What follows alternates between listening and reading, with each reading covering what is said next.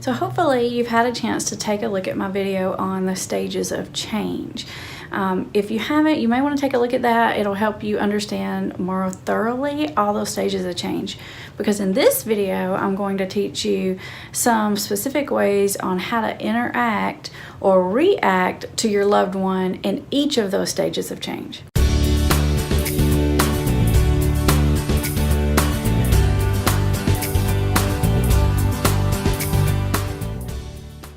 So that first one is pre-contemplation. Remember, that's fancy for denial. And this is when the person has no intention to change whatsoever. They don't see a problem at all. What you definitely cannot do in this stage is come at them super directly. If you come at someone in a pre-contemplation stage by talking about how they need to quit smoking weed or doing cocaine or whatever it is, they're gonna look at you like you're crazy and they're really gonna try hard to avoid you, and that's not what we're after. Definitely, this is not the time to come at it straight on. What you wanna do is you wanna listen for those little clues that they're gonna give you. They're gonna complain some about maybe the downsides of their substance use. So for example, they might complain about hangovers, or they might complain that their anxiety is getting worse, or they might complain that they're spending too much money on the drug or whatever it is.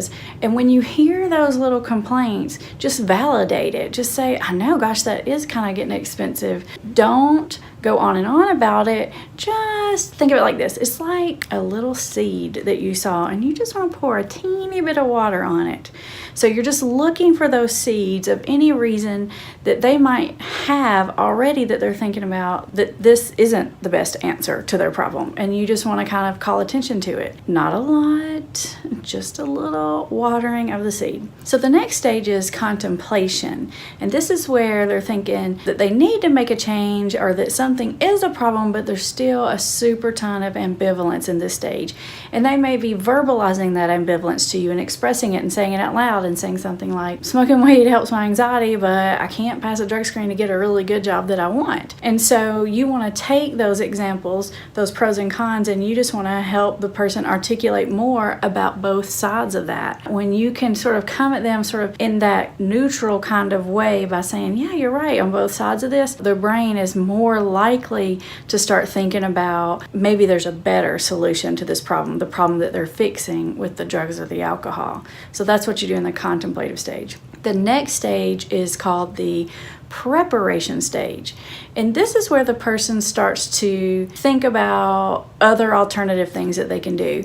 So they may be complaining about their anxiety and they may say something like, gosh, I feel like I need to see somebody for my anxiety. You can say, hey, I heard of this super cool counselor named Amber, just kidding. Or this cool counselor or this cool meditation group or yoga or I don't know, whatever it is, and say, hey, I'll leave you some information or let me look that number up for you or whatever it is. So you may want to just help them. Like I said, again, you don't want to come at this too hard. You just want to be a helpful, supportive person, maybe offer some possible suggestions that they hadn't thought of in a way that they perceive as helpful, not overwhelming. The next stage is called action stage. And in the action stage, this is where the magic happens. This is where they really start to implement those strategies. And what you want to do is help validate their choices. You know, say, gosh, I'm so proud of you. You're doing so good.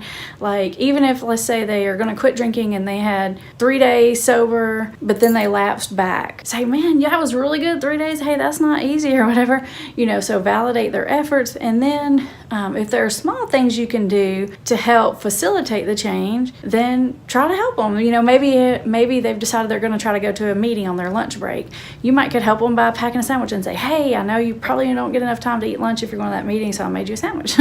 You know, so you're just helping reinforce and support the good changes. And then the last stage of change is called the maintenance stage, and it's just like it sounds. It's where the person needs to maintain those positive changes that they made. And the key here is to understand that to maintain those changes, the person needs to continue to feel like life on this side of the drug and alcohol use, on the recovery side, is better. It's worth it. They like things over here better than they liked things over there. A few few things that you can do to continue to help them even that maintenance stage. I know that maybe your loved one has been struggling for a long time and you're frustrated and you're like, why do I have to be the cheerleader? They need to get their crap together. But if you want this change to stick, you're really going to have to pay attention to it and don't just drop off. A lot of my clients say, like in the first couple of weeks, their family was like super proud of them, but now they never say anything at all, and just regular old life. And it gets a little harder. They call that the reality stage in recovery. Make sure that you continue to give them the support they need to maintain the change. That might mean that they need to continue to go to meetings or to continue with their aftercare plan. And I know it's taken a lot of time and energy and resources, but you cannot drop the ball in this maintenance stage. Just because you have 2 or 3 weeks of good behavior doesn't mean you're done. So continue to say those positive reinforcing things. Continue to help that person figure out how to schedule their life in such a way that their recovery is an important part of that.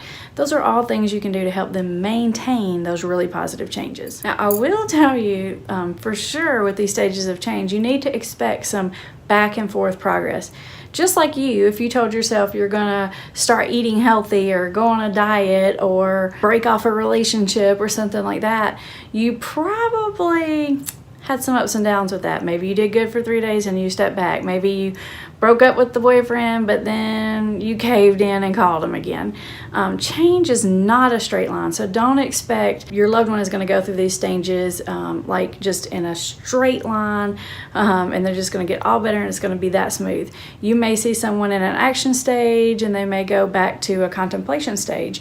And if you are really paying attention to this, you can focus in on what stage of change they're at any given moment and help to reinforce that by doing those behaviors or reacting to them in the way that we talked about. It's important because if you have someone in the action stage of change and you're trying to talk to them about whether or not they want to change, then you're not being very helpful at all. They're ready to make big changes happen. They don't need to weigh the pros and cons. And vice versa. If you come at someone who's weighing pros and cons and you give them a lot of action steps, you're going to be shooting your own self in the foot because they're just going to put the wall up to you. You're going to be moving too fast. So you've got, it's like a dance and you got to kind of move with them. Now, I know all this is like a lot of super technical stuff. It really is like a dance. I say sometimes in therapy, it's hard to train people on how to do it because it's a movement.